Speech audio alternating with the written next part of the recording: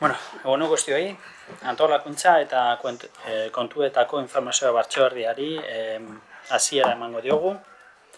Lehenik eta behin, lehenengo puntua, akta onartzea, galderarik. Bigarren puntua, kreditu transferentzien bidez egindako aurrekontua aldatzeko hainbat ebazpen berri ematea.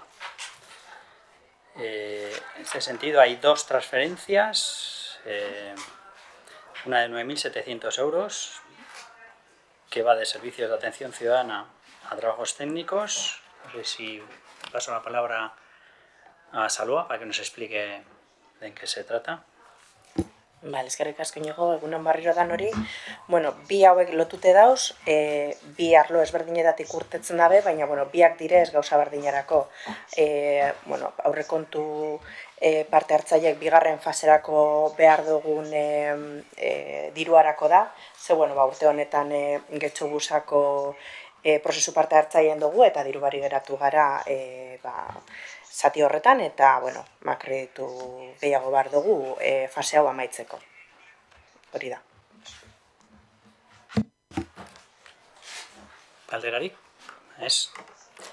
Hirugarren puntua, galde eskeak. Galderarik ez dago, ez da? Ez? Batzordea amaitutzat ematen dugu.